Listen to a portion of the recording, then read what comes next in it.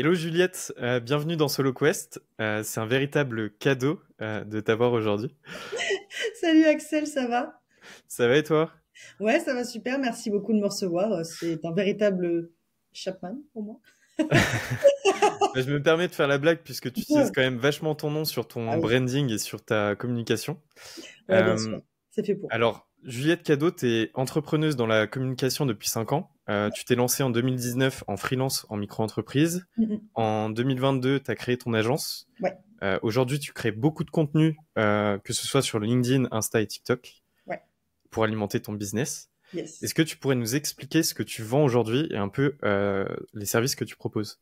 Ouais, merci beaucoup pour cette présentation. Alors effectivement, moi je vends du contenu justement. En fait, c'est ce que je vends, c'est ce que je fais, tu vois, c'est prendre sa place en tant qu'entreprise ou entrepreneur grâce à la puissance du contenu, notamment des réseaux sociaux, mais ça peut être aussi via une newsletter, des landing pages, etc., etc. En fait, euh, moi, ma spécialité, c'est le contenu de manière holistique, de la stratégie jusqu'à la conception, diffusion, etc. Formation, coaching, tout ce que tu veux.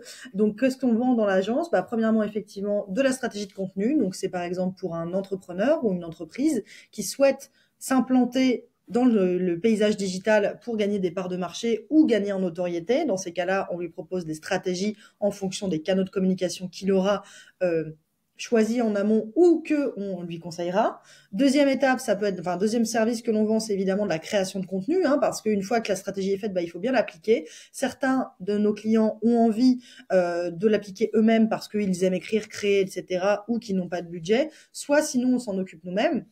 Troisième chose que l'on vend, c'est de la formation, hein, pour les entreprises, notamment les grosses entreprises qui ont besoin de faire petite mise à jour de leurs équipes autour de la création de contenu, stratégie de communication, etc., etc. Et enfin, la dernière chose que je vends pour le coup, parce que là, je suis en train de réfléchir à un modèle pour avoir des coachs juniors pour créer plusieurs synergies, etc. Mais pour l'instant, je ne le vends uniquement que moi. C'est du coaching, généralement plutôt pour des indépendants ou des chefs d'entreprise pour en fait développer leur personal branding, donc que ce soit sur LinkedIn, sur Insta, ou aussi monétiser leur audience, trouver des nouvelles sources de revenus, etc., ou mieux transformer leur audience sur les réseaux sociaux en clients pour transformer aussi toute cette base qu'ils auront créée. Explication extrêmement longue. Non, mais très bien. Mais en création de contenu, tu fais que de l'écrit du coup, newsletter ou post LinkedIn ou ce genre de choses, ou t'as aussi des formats vidéo ou Alors autre? moi, les formats vidéo que je fais moi-même, je ne le fais pas moi-même puisque c'est une agence qui le fait pour moi qui s'appelle l'agence personnelle. En soi, en revanche, on peut le proposer aussi. La personne qui travaille avec moi, qui s'appelle Alma, qui est content manager, est très douée en tout ce qui est vidéo, etc.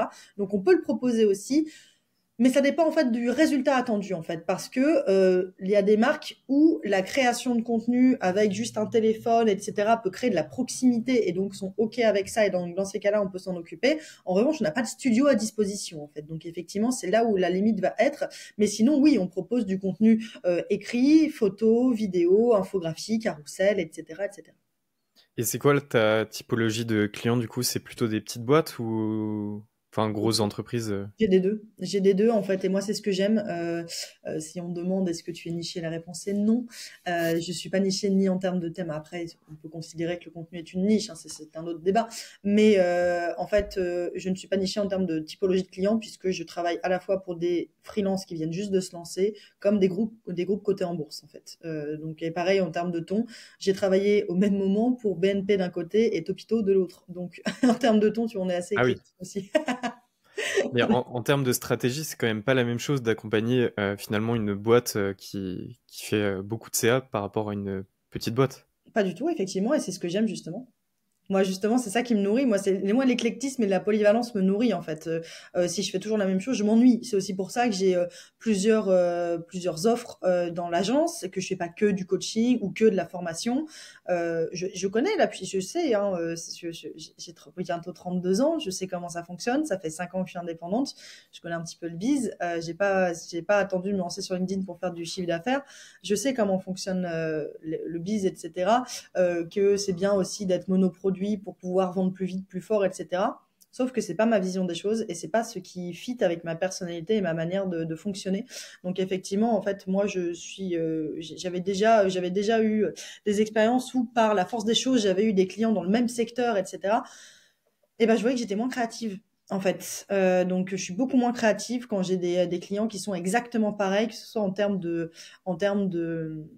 taille ou en termes de domaine d'activité. Donc c'est pour ça qu'en fait je sais comment je fonctionne et je sais que je suis bien plus créative, que ce soit en strat ou en créa de contenu, quand j'ai des choses beaucoup plus différentes qui m'inspirent les unes les autres. Ok. En termes d'acquisition client, enfin, toi, t'es pas le cordonnier en tongs, puisque en gros, tu crées beaucoup de Je contenu, l'étais. et que ce soit sur LinkedIn, Insta Ouais. et TikTok. Est-ce que ton acquisition client vient que de ta création de contenu ou t'actionnes aussi d'autres leviers pour obtenir des clients? Non, alors en fait, déjà, pour revenir sur le cordonnier en tongs, je l'ai été pendant 3 ans. C'est pour ça que je te disais en fait que moi, tu vois, ça fait 5 ans que je suis indépendante, pourtant ça fait que 2 ans que je communique pour ma boîte. Et en fait, c'est pour ça que je te disais que j'ai pas attendu avant de faire du biz, parce qu'en fait, j'ai fait vivre ma boîte pendant 3 ans sans aucune prospection ni communication. Et donc, j'ai forcément ce toujours biais du bouche à oreille qui fonctionne très bien, encore plus aujourd'hui, parce qu'en fait, le double effet qui se coule d'une bonne communication, c'est qu'en fait, non seulement tu as des prospects qui arrivent en fait via la communication que tu vas engendrer, donc ça répond à ta question, mais en plus, ça réenclenche des gens avec lesquels tu bossais avant, tu vois, et qui t'ont vu passer, etc. Là, tu vois, je vais avoir un rendez-vous avec une personne qui était dans l'équipe d'un des anciens clients d'une des anciennes grosses boîtes avec laquelle j'ai travaillé pendant longtemps, qui maintenant s'est mis en indépendance, et tu vois, on va aller se prendre un café, et en fait, tu vois, ça réenclenche aussi des anciennes connaissances qui, en fait, te voient passer, te disent, ah, mais je t'ai vu passer, c'est top, est-ce qu'on peut en reparler? Et donc, c'est mi-bouche à oreille, mi-communication. Et du coup, alors, la seule autre chose que j'ai mis en place avec ma communication pour acquérir de clients, c'est toujours mon bouche à oreille, puisque ça fait en juin, ça fera 10 ans de carrière que j'ai derrière moi. J'ai travaillé pour des très grosses entreprises. Avant ça, un média connu. Et c'est terrible, la meuf se jette des fleurs, mais sans me jeter de fleurs, ou en le faisant un peu, j'ai toujours eu un avantage, c'est d'avoir un bon sens du relationnel naturel. Et du coup, le bouche-oreille s'est fait comme ça. En plus, je suis quelqu'un relativement consciencieux dans mon taf, même beaucoup, un peu contrôle fric en général. Et en fait, ça me permet en fait de pouvoir être recommandé par des anciens collègues, etc., etc. À date, aujourd'hui, je ne prospecte pas encore. Je vais le mettre en place parce que j'ai envie de tester ce nouveau canal d'acquisition pour aller encore plus loin, plus fort, etc. Mais pour l'instant, effectivement, c'est uniquement de la communication et du bouche à oreille qui m'apporte mes clients. Bah, tu as parlé du fait que tu étais enfin, le cordonnier en tongs avant. En fait, tu as deux moments importants dans ta carrière, je trouve, entrepreneuriale. C'est ton lancement en freelance en 2019 et Ouais. un peu le changement que tu as eu en 2022 en lançant ton agence. Euh, Bah, du coup, j'aimerais bien qu'on parle dans un premier temps de ton lancement en freelance, puisque tu as lancé ta micro-entreprise en janvier 2019, mais tu t'es vraiment lancé en octobre 2019 à 100%. Est-ce que tu pourrais nous expliquer un peu ton lancement en freelance et pourquoi tu t'es mis indépendante? Ouais, alors bah, déjà premièrement, il faut savoir que je me suis lancée en indé parce que je me suis fait virer. Donc, comme beaucoup de personnes en fait, je voulais me mettre en indépendance. Mais déjà, j'avais cette vision du biz en venant d'une famille et d'un milieu dans lequel j'avais pas beaucoup d'entrepreneuriat, des professions libérales, certes, qui sont des entreprises aussi, mais c'est quand même un peu différent en termes d'état d'esprit. Donc, en fait, pour moi, être entrepreneur et créer un truc, et créer une boîte, pardon, ça voulait dire inventer quelque chose. Pas de service, tu vois. En fait, c'est-à-dire que je me figurais même pas qu'on pouvait faire ça. Je ne le refusais pas, c'est-à-dire qu'en fait, tu me vois ce que ça m'est arrivé aux yeux, en face de la tête, je dis oui, ok, en fait, effectivement, c'est tout à fait possible. Mais en fait, pour moi, si tu crées une entreprise, t'es forcément du B2C, et forcément en inventant un truc, tu vois, en ayant un truc révolutionnaire, etc. Et du coup, donc je me suis fait virer, ce qui fait que comme je me suis fait virer un peu du jour au lendemain, eh bien j'ai dû en fait créer ma micro-entreprise, notamment parce qu'en fait il y avait des clients de l'agence dans laquelle je bossais qui ne voulaient plus bosser avec une agence en entier, qui avaient juste un besoin spécifique avec un freelance, et du coup ils m'ont dit Juliette, est-ce que tu fais du free? Donc j'ai fait maintenant oui. Euh, donc je leur ai dit, bah à la base je comptais pas, mais bon, bien sûr maintenant, effectivement, puisque vous me le demandez. Et en fait pour moi c'était toujours, comme j'étais toujours dans cette optique de, je veux créer une boîte, mais j'ai pas encore la bonne idée qui va faire que je vais me lancer. Bah, j'ai décidé en fait de faire ça par défaut, parce que j'avais pas eu le temps de chercher un autre taf, puisque comme j'avais été virée un petit peu du jour au lendemain. Donc ça se passe comme ça. Finalement, il s'avère que ce client, bah, il me rapporte pas tant que ça que en termes de chiffre d'affaires et que c'est un peu compliqué pour moi. En plus, le seul chômage que j'ai, il faut savoir que j'étais dans des entreprises qui payaient très très mal, donc le chômage, merci. Et donc clairement pas assez pour vivre sur Paris. Donc voilà. Et il s'avère que je me reprends un coup de flip en voyant que le chiffre d'affaires décolle pas, que j'ai du mal à signer parce qu'en fait je suis pas du tout dans le mood, etc. En fait je comprends rien, vraiment je suis complètement larguée, je ne comprends rien du tout. Et en fait je me tape un coup de flip, je vois passer une annonce et je postule. Je prends un CDD de 6 mois et en fait pendant ce CDD de 6 mois, très honnêtement le CDD devait normalement déboucher sur un CDI. Ils me l'ont absolument pas proposé. Cela dit, je pense que je l'aurais refusé aussi. Mais ils ne m'ont pas proposé. Pourquoi? Parce que j'étais pas nulle, mais un peu exécrable. Parce qu'en fait, j'avais compris. Et en fait, tu sais, c'est souvent comme ça, c'est que parfois, il faut faire un truc pour comprendre que t'as pas envie de ça. Et du coup, c'était exactement ce qui s'est passé, c'est-à-dire que j'ai eu. Alors attends, parce qu'on a eu on a eu un petit cut. Ça va? Ouais, moi je t'entends. Ok, super. Moi, je t'ai vu figé à un moment, donc au pire, tu couperas à ce moment-là. Donc en fait, ce qui s'est passé, c'est que donc j'étais complètement exécrable puisque j'ai compris que en prenant ce CDD, je me suis dit mais je pense que le deuxième jour, je me suis dit mais qu'est-ce que tu fous là? Je me suis dit mais qu'est-ce que tu fous là? Pourquoi t'es pas indépendante? T'as pas eu les couilles, etc. Tu vois un peu d'autoflagellation classique cadeau. Et en fait pour le coup, je m'entendais bien avec mes équipes, mais en fait tu vois enfin, je m'entendais bien avec les personnes de mon équipe directe, mais les autres équipes pas vraiment. En plus, j'étais chez l'annonceur. Moi, je venais d'une agence. J'ai toujours eu un mantra très agence, même dans ma manière de fonctionner, etc. Tu vois, avec justement cet amour de l'éclectisme et de changer de mission, etc., etc. Et du coup, en fait, je fitais pas du tout avec l'état d'esprit annonceur, où c'est très, tu vois, famille, un peu politique aussi, tu vois, où il y a un truc un peu, voilà, il y a certaines personnes qu'il faut pas froisser, etc., machin. Étant quelqu'un d'extrêmement délicat, voilà, tu te doutes bien que ça s'est pas toujours très bien terminé. Je me suis pas fâchée du tout avec la direction, c'est juste qu'en fait, on a décidé qu'en fait, bah, c'était pas fait pour moi. Et en fait, moi, ça m'a permis d'enfin, en fait, saisir ça. Et en fait, ce qui s'est passé, c'est qu'en octobre 2022, bah, je décroche 2 semaines après la mission qui va me permettre de faire décoller mon CA, une mission qui devait durer 3 mois, qui a duré 2 ans, à raison de 2 à 3 jours par semaine. Et ça a été ma première grosse mission qui m'a fait vivre, qui m'a fait faire de très gros chiffres d'affaires en fait dès la première année où je me suis vraiment lancée, donc en 2020. Voilà. Et donc en fait c'est comme ça que ça s'est passé. Donc en soi, t'as ton CDD, mais tu continues quand même de faire du freelance à Oui, côté en parallèle.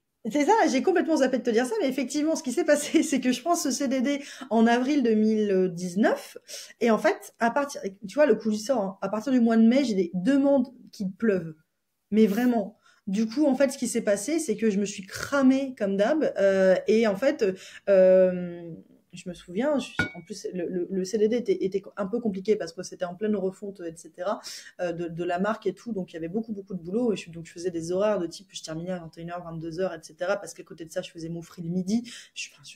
J'avais pas du tout de pause, quoi. Donc, et pour en plus, une boîte qui n'était pas la mienne. Et ça, c'est toujours un truc que j'ai dit, c'est que si tu veux te tuer à la tâche, fais-le pour ta boîte, pas celle des autres.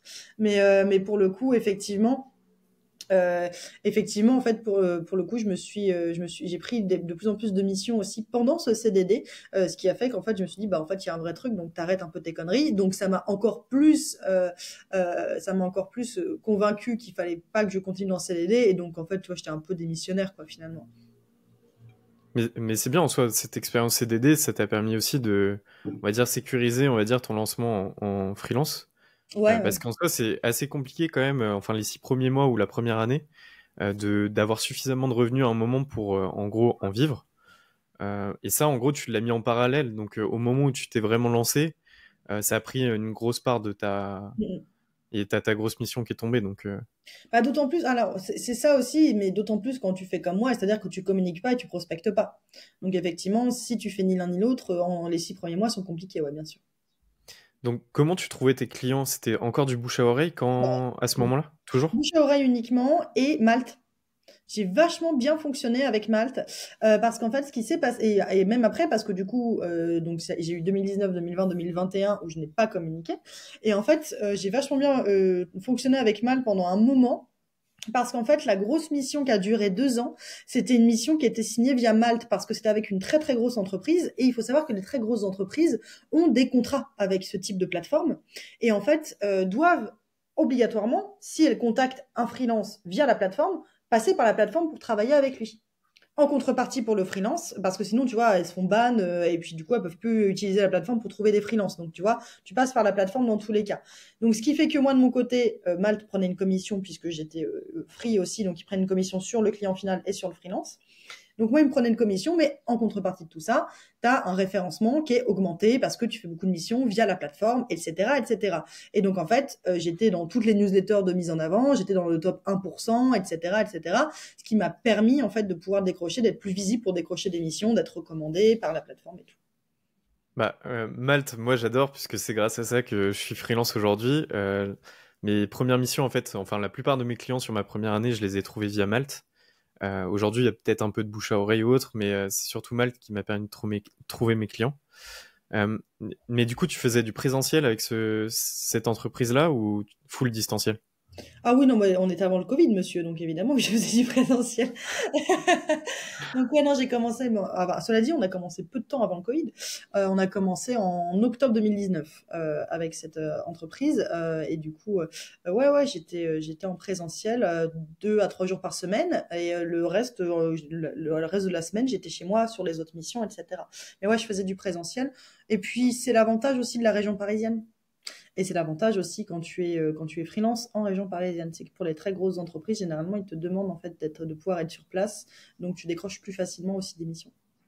Ouais, bah sur Malte justement, c'est un des facteurs qui fait que certains freelances trouvent des missions. En fait, la plupart des freelances, bah, depuis peut-être le Covid, ne veulent pas se déplacer et il y a des boîtes qui veulent vraiment du présentiel. Ouais, Donc en soi, si tu mentionnes que tu te déplaces, ça peut être un avantage concurrentiel, on va dire, par rapport à d'autres freelances. Tu fais toujours du présentiel aujourd'hui ou tu fais que du distanciel? aujourd'hui, j'ai plus du tout la même posture, donc en fait, je fais du présentiel euh, si c'est commercialement intéressant. Mais en fait, en soi, j'ai plus du tout la même posture. Voilà, je reste prestataire, parce que je suis prestataire de service en étant une agence, bien sûr. Mais disons que c'est pas du tout le même rapport. Là, on est plutôt sur une collaboration plus que sur un côté. Même si en freelance, tu es censé être en collaboration, certaines entreprises instaurent quand même un rapport de hiérarchie.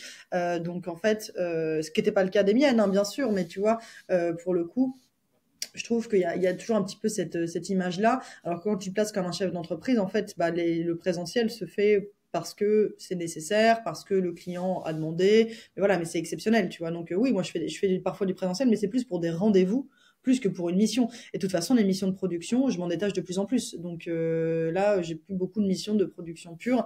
Je fais pas mal de CMO externalisés. Je fais pas mal de missions de pilotage pour des entreprises pour lesquelles on fait la strat puis la création de contenu, etc. Donc non, moi j'envoie pas mes équipes sur place. Je vais sur place s'il y a besoin, etc. Et pour aussi entretenir de bonnes relations avec mes clients, notamment les clients les plus fidèles. Mais moi je le propose. Hein. J'ai des clients avec lesquels je travaille depuis 5 ans, depuis la création de ma micro-entreprise. Tu te rends compte, ça fait 5 ans qu'on bosse ensemble. Et en fait, eux pour le coup, c'est moi qui propose. Tu vois, je leur dis aussi, est-ce que vous voulez est-ce que vous voulez qu'on se fasse ce rendez-vous en physique plutôt qu'en visio? Ce sera l'occasion de se voir, etc. Tu vois, c'est commercial. C'est moins dans le côté obligation de la part du client. Et quand tu étais en freelance pendant ces 3 ans, tu vendais la même expertise qu'aujourd'hui, mais en solo du coup? Ouais, à peu près, exactement, ouais, tout à fait. Mais du coup, je vendais mon temps surtout.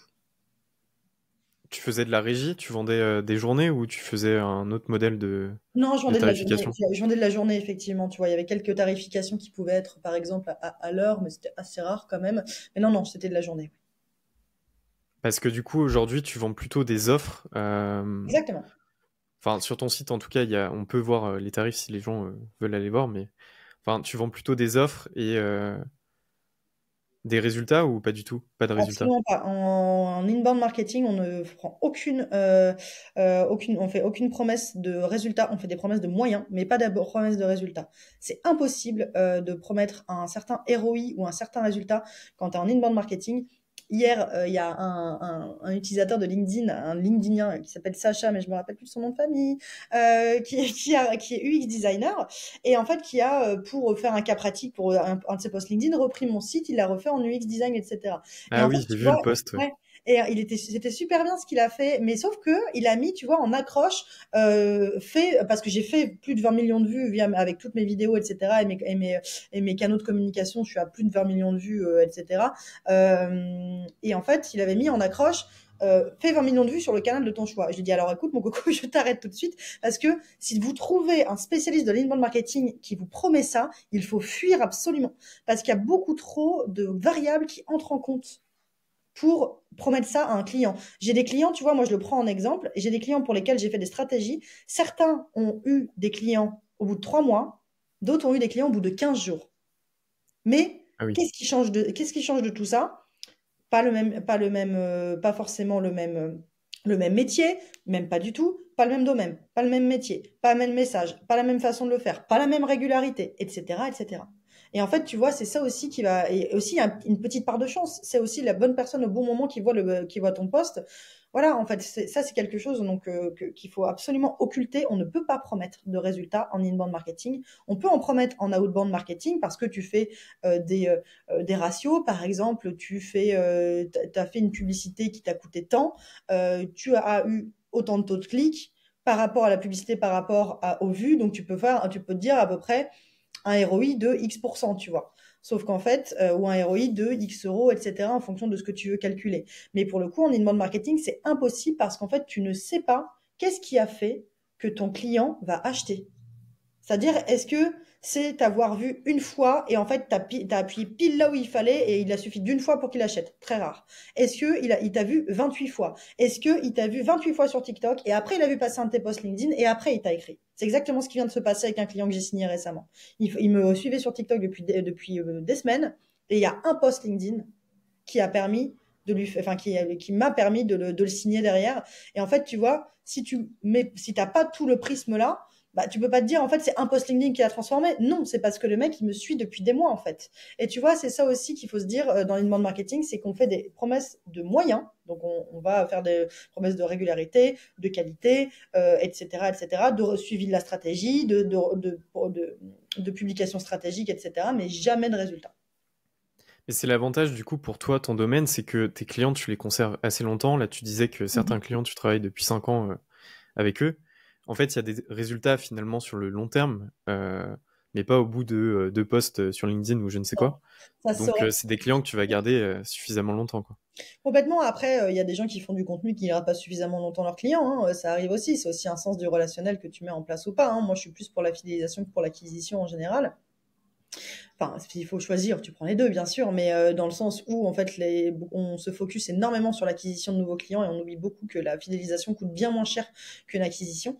Mais pour le coup, oui, c'est le gage aussi de pouvoir garder les clients plus longtemps, mais parce qu'en fait, le contenu, c'est comme une réputation. Ça met beaucoup de temps à en construire une bonne et en fait, il faut pas brûler les étapes. C'est extrêmement puissant. Ça veut dire que moi, maintenant, là, tu vois, au bout de 2 ans de posting régulier, je te dirais 70%, 80% des calls clients que je fais, j'ai plus besoin de me présenter. Et tu En vois? soi, je t'ai présenté aussi là, donc. Mais tu as lancé en octobre 2022, je crois que c'était en octobre, ton agence de communication. Ouais. C'était quoi le cheminement? Pourquoi tu t'es passé du modèle freelance au modèle agence? Déjà parce que j'avais toujours eu envie. Pour moi, le freelance c'était qu'une étape. Deuxièmement parce que augmentation du chiffre d'affaires. Alors je sais qu'on peut dépasser le chiffre d'affaires un an, etc. Mais j'avais pas envie. En fait, moi, je voyais que j'allais dépasser le plafond au mois de septembre. Genre, je pense que j'ai vu ça au printemps 2022. J'ai vu qu'en septembre, normalement avec le MRR, etc., bah en septembre, MRR plus les choses qui allaient être signées, etc., j'allais dépasser en septembre, donc j'ai pris mes dispositions. Et en fait, je voulais créer mon agence en octobre parce que j'aime bien le mois d'octobre. Euh, alors, vous voulez savoir un truc, je voulais que mon agence soit balance. Voilà, il faut le savoir aussi, c'est que je suis un peu cinglée avec ça. Pas que je vois l'astrologie partout, mais ça me faisait marrer en fait d'en rajouter là-dessus. Donc je me suis dit, vas-y, je prends un signe que j'aime bien, c'est mon ascendant en plus, et comme ça, mon agence, elle est ça aussi. Voilà, c'est pour mon côté cadeaustrologie. Mais en fait, pour le coup, donc dépassement du chiffre d'affaires, j'ai toujours considéré que la micro-entreprise était un passage et pas une fin en soi, et notamment parce qu'en fait, j'avais envie de déléguer et d'arrêter de vendre mon temps.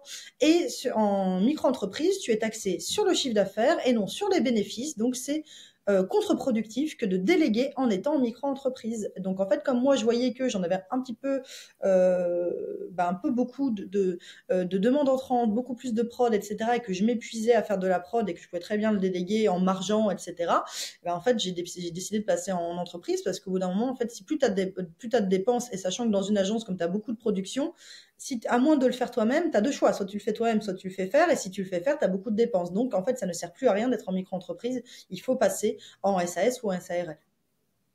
Donc, pour déléguer, en fait, tu utilises des freelances. Enfin, tu fais des partenariats, on va dire, avec des freelances. Tu as délégué quoi, finalement, quelle partie de ton business aux freelances? Production, donc production de contenu pour les clients, donc ça peut être des articles de blog, ça peut être des posts LinkedIn, ça peut être des posts sur d'autres réseaux sociaux, etc., des newsletters, des copywriting de sites, tout ce que tu veux. Donc la production, la stratégie, ou au moins la moitié, c'est-à-dire que les stratégies maintenant je les fais en binôme avec Alma, qui est donc toujours mon bras droit. Et du coup, je vais avoir aussi tout ce qui est... Ouais, non, pour le coup, formation, je m'en occupe moi-même. Après, ça dépend en fait. Mais il y a aussi tout ce qui est administratif. Ça, obligatoire. La gestion administrative est un métier, ce n'est pas le mien. Donc, effectivement, tout ce qui est administratif, envoie des factures, envoie des devis, etc., etc. J'ai une assistante qui est top. Et puis voilà quoi. Donc après, de manière sporadique, je vais voir en fonction de ça. Là, je vais déléguer le commercial aussi parce que j'ai de plus en plus de demandes entrantes auxquelles je ne peux pas répondre parce que faute de temps, parce que j'ai déjà des journées dans lesquelles je me tape parfois jusqu'à 7, 8 rendez-vous. Et en fait, et puis comme je reçois des demandes de prospects, pas tous les jours, mais peut-être tous les 2, 3 jours, parfois tous les jours, ça m'arrive aussi selon la période. En fait, je suis obligée de caler des demandes prospects 2 semaines après, qui est complètement antinomique avec le commercial, parce qu'un prospect, en fait, essaie de le caler le plus rapidement possible pour battre le fer tant qu'il est chaud. Donc, en fait, il y a quelqu'un qui arrive mardi prochain dans l'équipe, donc toujours en freelance, pour pouvoir, sous contrat bien sûr, je le précise, en freelance, qui arrive en fait pour travailler pour l'instant un jour par semaine sur la partie commerciale de l'entreprise et potentiellement pour augmenter après pour constituer une véritable équipe commerciale. Donc aujourd'hui, ton équipe, elle se compose de combien de personnes à peu près? Alors attends, parce qu'à chaque fois il faut que je recompte. Hop, hop, hop, Sarah. Pour l'instant 4 personnes, bientôt 5 avec l'arrivée d'Enzo la semaine prochaine. Mais en fait, le modèle agence, enfin le modèle de délégué est intéressant quand même. Quand tu crées beaucoup de valeur, il faut quand même que tu délègues finalement des parties où toi, tu as plus de plus-value à faire autre chose. Enfin, c'est quoi ton modèle finalement un peu financier derrière tout ça? Genre, toi, tu perçois, on va dire, le paiement de tes clients sur leurs offres, Ouais. et toi, tu t'achètes du temps finalement au freelance derrière, ou c'est quoi ton modèle? En fait, c'est simple, c'est un modèle de marge. Moi, je vends au forfait. Ensuite, j'évalue je sais combien coûte à peu près un freelance pour chaque projet, etc. Et puis, je sais combien je veux payer mon freelance. Et moi, je marge en fonction, je marge entre 30 et 50%. Ok. T'as, en gros commencé à créer du contenu en 2022. Est-ce que c'est ce qui t'a poussé aussi à créer ton agence? Puisque en fait, tu avais sans doute plus de demandes entrantes. En gros, aujourd'hui, tu as 28 000 abonnés sur LinkedIn, 21 000 sur Insta, 45 000 sur TikTok. Enfin, je pense que tu as commencé par LinkedIn et après, tu as ajouté Insta et TikTok. Tu as aussi une newsletter niveau média. Pourquoi subitement déjà tu as commencé à créer du contenu 3 ans après que tu es devenue indépendante? Et est-ce que c'est à cause de ça aussi que tu t'es mis en mode agence? Alors, je comprends pas la deuxième partie de la question, mais on y reviendra. Pourquoi je me suis mis à créer pourquoi je me suis mis à créer du contenu? Eh bien, parce que justement, j'ai pas perdu mon client, mais mon client a décidé d'internaliser la mission que j'occupais. Normal. Tu pars pour une mission de 3 mois. À une raison de 2 à 3 jours par semaine. C'était même 3 jours par semaine au départ et après, c'est passé à 2 jours. 3 mois, ça va. Tu ne prends pas forcément quelqu'un. Mais quand ça dure 2 ans, c'est qu'il y a peut-être il y a un besoin, tu vois, au moins quelqu'un en mid-time en fait. Et donc moi j'étais quand même payée à la journée. À cette époque-là, Donc c'était il y a 3 ans. Quel âge j'ai? Du coup, j'avais déjà 7 ans d'expérience, donc j'étais quand même à un tarif assez élevé par jour. Donc au bout d'un moment, ça fait quand même des gros trous dans la raquette, hein, pour une entreprise, donc, aussi grosse qu'elle soit. Donc normal, à un moment, ils m'ont dit, bon bah écoute, en fait, nous, là, on voit qu'il y a un vrai besoin, donc on va internaliser le poste que tu occupes, entre guillemets. Aucun problème là-dessus. Moi, je ne veux pas être salarié, et en plus, ils prenaient un junior classique, hein, tu vois, faut que ça coûte moins cher. Donc, effectivement, bah, il n'était pas question que je rentre dans le deal. Et du coup, bah, en fait, moi, j'ai des clients à ce moment-là, mais quand même un petit trou, tu vois, dans le petit creux de la vague, où je me dis, quand même un peu dans la merde là. Faut qu'on ait toujours un loyer à payer. Donc allons-y quoi. Et en fait, c'est exactement ça, hein. C'est l'erreur très commune d'attendre d'avoir besoin de clients pour communiquer. Et en fait, c'est exactement ce que j'ai fait. Donc en fait, j'ai dû avoir besoin de clients. Donc c'est pour ça que je me suis mis à communiquer. Ouais. Et donc j'ai commencé par LinkedIn en janvier 2022. J'ai lancé ma newsletter 9 mois après, en septembre 2022. Et après, en juin 2023, j'ai lancé TikTok et Insta, mais ça en étant aidée. Ok. C'est marrant parce que sur les dates, t'es assez bonne. Toutes les dates là que tu nous donnes depuis tout à l'heure, t'es assez bonne. En fait, la deuxième partie de question, c'était, enfin, tu avais tes deux canaux d'acquisition qui étaient du coup bouche à oreille, Malte. Donc là, tu avais ta création de contenu qui ramenait des clients avec de l'inbound marketing finalement. Euh, En fait, moi, ma question, c'était, t'es passé en mode agence parce que tu avais sans doute trop de clients qui arrivaient à cause de ta production de contenu.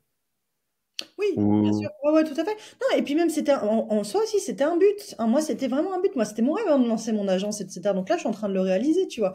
Moi, je ne critique pas du tout le modèle solopreneur, je ne critique pas du tout le slow freelancing, mais c'est pas moi, en fait. Et c'est ça aussi, c'est que euh, quelque chose dont il faut se rendre compte, c'est que c'est pas parce qu'un terme est à la mode que tout le monde y adhère.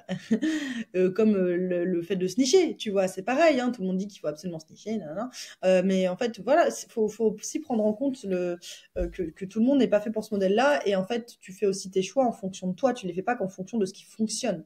Moi, c'est ce que je dis, c'est ce que je disais dans le podcast de Kélian Laloué quand il m'a demandé, mais pourquoi tu t'es pas niché alors que tout le monde dit qu'il faut le faire? Je lui fais, mais en fait, parce que je fais ce que je veux.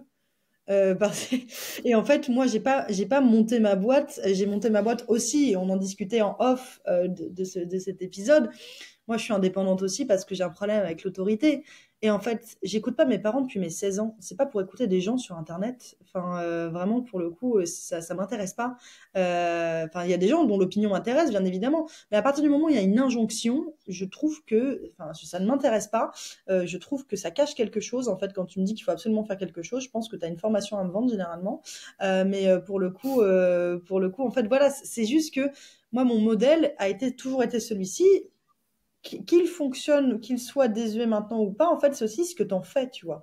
Et moi, le modèle solopreneuriat, je ne le critique pas du tout parce qu'il y a plein de gens qui n'ont pas envie d'avoir des équipes. C'est pas mon cas. Moi, j'ai envie d'avoir des équipes. J'en ai déjà, même si elles sont en freelance. Je suis en pleine phase d'embauche, de prêt bancaire, tout ce que tu veux pour pouvoir embaucher. Voilà, c'est un modèle qui me plaît. Bah, en soi, tu peux être solopreneur sans pour autant travailler tout seul. Enfin, on en En parlait là plus, en bien off sûr. Ouais, avant. Enfin, c'est pas forcément une contrainte de travailler solo constamment quand tu es en freelance. ouais. Euh, Forcément, quand tu délègues, c'est ce que tu disais tout à l'heure, il faut quand même avoir une structure juridique qui C'est ça. permet de, on va dire, gagner. Enfin, quand tu factures en micro-entreprise des prestataires, c'est un peu chiant. Oui. Je le sais puisque moi je suis encore en micro-entreprise, mais je pense que je vais bientôt faire le switch. Euh, Bah là, en gros, tu vas passer quand même au cran au-dessus, qui est que, enfin, tu m'avais dit que tu aurais un prêt bancaire de la part de Paris Initiative Entreprise, je crois que Ouais, c'est ça, le réseau initiative. En fait, j'ai un prêt d'honneur et en fait, tu dois le prêt coupler d'honneur. avec. Ouais, en fait, un prêt d'honneur, c'est un prêt à 0%, tout simplement, qui est accordé en fait sur dossier et sur jury. Pardon, je suis en train de faire bouger la cam. Ah, qui est accordé sur dossier et sur jury à certains lauréats. Je fais partie des lauréats du premier trimestre de 2024. Et en fait, tu le couples avec un prêt bancaire pour pouvoir le valider derrière. Donc, c'est des prêts qui vont jusqu'à 30 000 euros. Et après, tu couples avec un prêt bancaire qui va être estimé en fonction de tes besoins, etc., du projet que tu as proposé. Et tu peux en faire plusieurs, hein. Le PIE est une porte d'entrée. Tu peux avoir des prêts BPI, des subventions aussi, etc. Attention, en fait, tout ce qui est subvention, c'est beaucoup plus difficile puisque les subventions, c'est de l'argent qui t'est offert, alors que le prêt, c'est un prêt. C'est un prêt à taux zéro, mais c'est quand même un prêt, tu vois. Donc, en fait, c'est un avance de trésorerie que tu rends ensuite à taux zéro, contrairement à un prêt professionnel qui est entre 4-6% en fait d'intérêt. Mais les subventions, c'est beaucoup plus difficile à obtenir et c'est plutôt accordé à des entreprises très innovantes, que ce soit dans le secteur, par exemple la santé ou l'écologie, etc. Ou parce que, je sais pas, une innovation particulière tech, etc., etc. Mais ça, j'en parlerai, j'en ferai des posts dédiés une fois que j'aurai tout obtenu et que j'aurai finalisé tout ça. Mais en fait, il y a énormément d'argent qu'on peut aller chercher en fait en tant qu'entreprise et on ne se figure pas d'autant plus dans le service. Et en fait, par exemple, là, tu vois, dans les lauréats le lauréat de Spray, j'étais la seule en B2B sur une Et vingtaine de lauréats. c'est quoi enfin, tu dois monter un dossier, tu dois te dire là où tu vas investir pour avoir ce prêt ou... Dossier prévisionnel, tu t'épluches, c'est très chiant, hein, je vais pas le cacher. C'est vraiment, c'est pas hyper, c'est pas la chose la plus fun du monde à faire, mais en fait, effectivement, c'est un dossier que tu fais en justifiant aussi tes revenus, ta vision, ta stratégie, ton commercial, prévisionnel sur 3 ans, où tu ajoutes aussi, bah voilà, tes dépenses, etc. Est-ce que tu as besoin d'investir? Donc, typiquement, moi, comme il y avait beaucoup de B2C dans mes co-lauréats, bah, c'était plutôt, par exemple, des restaurants. Donc, évidemment, eux, ils ont besoin de trésorerie, d'une avance sur trésorerie pour louer un local, acheter du stock, etc., ouvrir, décoration, communication, tout ce que tu veux. Mais moi, je l'ai fait en disant, en fait, bah, moi, j'ai besoin d'embaucher, en fait. Et du coup, tu justifies pourquoi embaucher. Et après, donc, une fois que ton dossier est validé, t'es présenté en jury. Et là, tu parles pendant 10 minutes, en fait, avec différents experts, que ce soit des personnes bénévoles qui sont d'anciens chefs d'entreprise assez éminents, soit ça peut être aussi des banquiers qui sont habitués à avoir des dossiers professionnels, etc., etc. Tu défends ton bout de gras et après on dit oui ou non. Donc en gros là, t'as fait ce prêt juste pour embaucher. Enfin, t'as déjà le modèle freelance finalement où tu t'embauches, on va dire, d'autres personnes. Là, en gros, c'est pour augmenter ton besoin en fonds de roulement, j'imagine, pour embaucher derrière. Et... Ouais, et puis pour le coup, en fait, c'est vraiment une embauche, c'est-à-dire que c'est une personne en CDD qui, après, on va faire un CDI, je vais voir ce que je lui propose comme format, mais en fait, c'est une embauche de salarié, c'est pas aller déléguer à un autre freelance, en fait, tu vois. Parce que l'avantage du freelance, c'est que tu peux couper le contrat quand tu veux. Donc en fait, si tu vois que le mois d'après, t'as plus de fonds, bah en fait, tu lui dis non, on arrête. Alors qu'un salarié, bah voilà, si jamais t'arrives pas à payer ton salarié, tu passes en liquidation. Donc effectivement, il faut avoir un peu plus de trésorerie, etc. Et puis surtout, en fait, c'est aussi que c'est plus confortable de faire comme ça. Et en plus, moi, j'ai la compagne d'une de mes meilleures amies qui lance son entreprise là et enfin, lance leur entreprise toutes les deux. Et elle a suivi un cours en gestion, etc. Et elle disait qu'en fait, il y avait sa prof de gestion qui lui avait dit quelque chose de très juste, qui en fait, on essaye d'éviter au maximum de faire de la croissance sur ses fonds propres. Et en fait, si tu t'intéresses un peu à la finance, c'est les effets de levier. Tu utiliser l'argent des autres pour t'enrichir.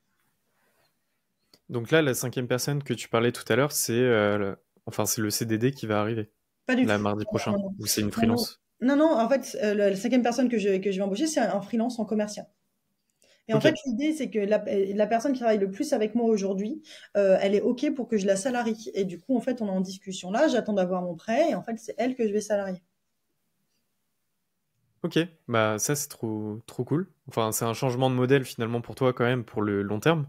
Mhm. Euh, Est-ce que c'est une problématique je crois que ton agence, elle s'appelle Agence Cadeau. Ouais. Euh, Est-ce que c'est une problématique de mettre son nom finalement sur ton agence et parce qu'en gros, elle dépend quand même un peu de ta personne Ouais. ou pas du tout? Est-ce que c'est une problématique? Je te dirai ça dans quelques années, si je veux revendre un jour. Là, en fait, et tu vois, pour le coup, c'est pas un changement de modèle, en fait, que de salarié, c'est juste la poursuite du modèle que je veux. Et c'est surtout ça, en fait. Donc, effectivement, en soi, par rapport à ma situation actuelle, c'est un changement de modèle. Mais c'est parce qu'en fait, ma situation actuelle est une étape, comme la micro-entreprise l'était avant. Et en fait, pour le coup, pour te répondre par rapport au nom, je te répondrai dans quelques années quand j'essaierai de revendre. Bien sûr, c'est toujours compliqué. Je pense que c'est plus compliqué de mettre son nom, mais C'est tout le problème du personal branding. Quand il n'y a pas ton nom, est-ce qu'on fait le rapprochement? Quand il y a ton nom, est-ce que c'est difficile de t'en détacher? Etc., etc.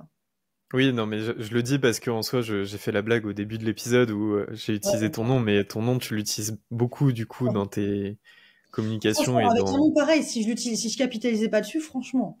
Tu vois, non, mais il y a un moment, faut jouer aussi avec ses armes. On se moquait de moi à l'école avec mon nom. Bon, après, j'ai pas du tout vécu de harcèlement scolaire, tu vois, c'était quand même assez gentil. Mais pour le coup, voilà, tu vois, moi, ça me fait marrer. En plus, être dans la com et s'appeler cadeau, c'est quand même marrant. Donc, non, non, ouais, effectivement, je t'avoue que ça aurait été péché, je pense, de pas l'appeler comme ça.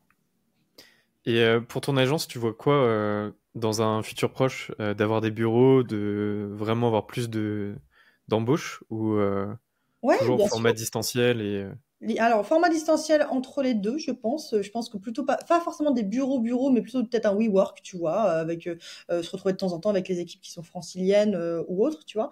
Et mais en termes d'embauche, ouais, bah de la croissance, donc ça en fait partie. Une entreprise qui embauche, c'est une entreprise qui est en croissance, donc ouais. bah, en soi, il y a l'agence Kudak. Enfin, moi, ça me fait penser un peu à ça quand même, ce modèle. Euh, est-ce que, enfin, je connais pas tes collaborateurs, mais est-ce que ton entreprise va dépendre que de ta création de contenu ou tes employés vont aussi créer du contenu potentiellement ou ça, C'est- tu sais pas encore? Ça fait partie de la strate. Ah ouais? Ok. Ouais. C'est difficile de demander à un freelance de communiquer pour une entreprise qui n'est pas la sienne. Oui, oui, non, mais c'est parce que Ouais. Kudak, en gros, la plupart des employés, enfin la plupart, je sais pas si c'est la plupart, mais en tout cas, ils sont beaucoup quand même à créer du contenu sur. Donc, il n'y a pas que la marque personnelle de Théo C'est ce Lyon qu'on qui appelle permet c'est ce qu'on appelle de de ramener l'employé du client. advocacy, ouais, tout à fait. Ouais, ouais, ouais, bah c'est prévu, c'est prévu. C'est prévu, mais pour avoir de faire de l'employé advocacy, il faut avoir des employés. Donc, il me manque une partie. Mais c'est aussi pour ça, peut-être que tu veux développer un nouveau canal de d'acquisition, la prospection que tu mentionnais tout à l'heure. Comment ça? En gros, là, enfin, ton entreprise, du coup, elle dépend vachement de ta création de contenu, toi, Oui, bien personnel. sûr, ouais, tout à fait. Après, la Ouais, ouais. prospection permettra aussi de ramener peut-être. Exactement. Ouais, ouais, puis c'est simplement aussi que la prospection et la communication, même si on les oppose souvent, et je l'ai fait moi-même, hein, opposer les deux aussi, c'est une connerie que j'ai faite aussi, être un peu con là-dessus. Mais en fait, ouais, non, non, c'est pas des canaux qui sont censés être opposés, ce sont des canaux qui sont censés être complémentaires. Donc, ouais, ouais, complètement, bien sûr, et c'est pour pas dépendre uniquement sur la création de contenu, même si j'ai pas du tout l'intention d'arrêter. Bah, parce qu'en fait, comme on se le disait, je suis ma propre vitrine. C'est-à-dire qu'en fait, ce que je vends, c'est ce que je fais. Donc, il est très important aussi que je communique et tout. Mais oui, bien sûr, en fait, à partir du moment où plus tu multiplies les canaux d'acquisition, plus tu multiplies la potentialité en fait de décrocher des deals, etc., etc. Et donc, c'est de la croissance en plus, c'est de la sécurité en plus. Donc, oui, bien sûr, tout à fait. Bah, en soi, moi, je suis en train quand même de créer mon média, donc de publier de plus en plus sur LinkedIn. J'ai ma newsletter, là, Ouais. le podcast. Donc, ça prend quand même du temps. Toi, ça te prend combien de temps par semaine de créer tout ça Parce qu'en gros, tu as ta newsletter, donc tu fais une édition par semaine, je crois. Tu Mhm. as tous tes posts LinkedIn, peut-être une fois par jour. Et tu as TikTok, Instagram. Je crois Ouais. que tu publies aussi sur YouTube Short, mais bon, c'est les mêmes shorts sur les trois. Ça te prend combien de temps de faire tout ça? Les tournages, ça me prend 2 heures par mois. 3 heures. 3 heures parce Ah qu'avec ouais. avec Clément, parfois on est un peu dissipé. Mais pour le coup, non, non, il faut savoir que déjà, pour tout ce qui est vidéo, ce n'est pas moi qui le fais. Je me pointe juste au tournage. Et après, derrière, les équipes de Clément s'occupent des rushers, monter, diffuser, écrire les captions. Sur Instagram, je ne fais rien à part répondre de temps en temps aux commentaires quand ils me saoulent pas trop, répondre à mes messages privés et publier mes stories. Sur TikTok, je ne fais rien, à part répondre de temps en temps aux commentaires. Sur YouTube Shorts, je ne fais rien. C'est-à-dire que je ne réponds même pas aux commentaires. J'en ai pas beaucoup, cela dit. Hein. J'ai vraiment YouTube Shorts, c'est un peu la bête blessée sur le bas-côté. Mais effectivement, donc ça me prend 2 heures, 2 à 3 heures par mois, donc le temps d'aller au tournage, etc. Mes posts LinkedIn, j'en fais entre 5 et 6 par semaine et je fais effectivement une newsletter par semaine. Je te dirais que les posts LinkedIn me prennent à tout péter 1 heure et demie, 2 heures max. 2 heures quand je suis fatiguée ou que j'ai pas l'inspi, etc. ou que j'arrive pas à écrire ou que je recommence 1 million de fois. Donc 2 heures max par semaine et la newsletter 1 heure. Et encore 1 heure, c'est vraiment con parce que j'ai beaucoup tendance à m'éparpiller. Et donc, c'est parce qu'en fait, j'ai 12 000 onglets ouverts en même temps et que je fais du shopping en même temps qu'écrire ma newsletter. Et après, je me dis, merde, putain, ma newsletter. Et du coup, j'ai réécrit. Mais non, non, en fait, après, faut pas prendre pour argent comptant ce que je dis là parce que il faut savoir que j'ai commencé ma carrière il y a 10 ans. J'ai commencé ma carrière il y a 10 ans en tant que journaliste. Donc, j'écris depuis 10 ans. Donc, c'est pour ça que je suis rapide. Et en plus, j'ai commencé à écrire dans le magazine dans lequel je bossais. Notre rythme, c'était d'écrire 3 brèves le matin, un gros article l'après-midi. Donc, tu as intérêt de charbonner. Donc, j'ai appris à D'écrire trois charbonner. quoi? Trois brèves le matin, donc des brèves de presse, c'est à peu près 3-4 paragraphes. Ok. Et un... En soi, c'est marrant, c'est que franchement, sur les réseaux, du coup, TikTok et Insta, tu fais quand même beaucoup de vues.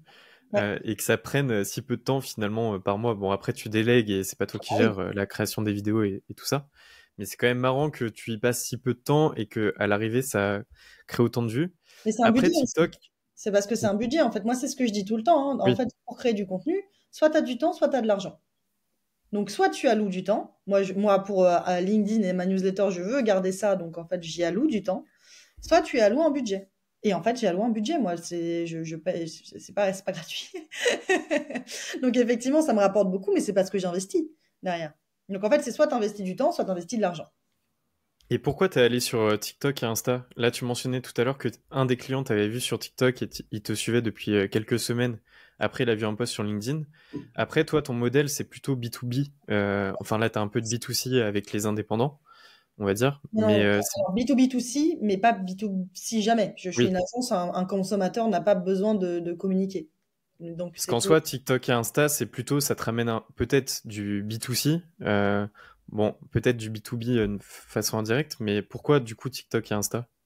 Alors, si tu veux tout savoir, si tu veux la version honnête, Ouais, la version honnête, j'avais pas trop envisagé TikTok et Insta parce que ça me saoulait. Et en fait, ce qui s'est passé, c'est que j'ai Clément, que je connaissais déjà au moment où il lance, donc Clément SSB, qui est le CEO de l'agence personnelle, donc qui est l'entreprise qui s'occupe de mes vidéos, qui est en train d'exploser en ce moment. Clément, on se connaît. J'avais participé à son podcast, on se connaît en 2000, fin de 2022, il me semble. Donc on se connaît, etc. On est potes. Il m'appelle un matin, un samedi matin, je me rappelle, et il me dit, Juju, est-ce que je peux t'appeler? J'ai une idée de bise, est-ce qu'on peut discuter? Je dis, ouais, bien sûr, vas-y, appelle-moi. On discute. Il me présente son idée sur l'agence personnelle.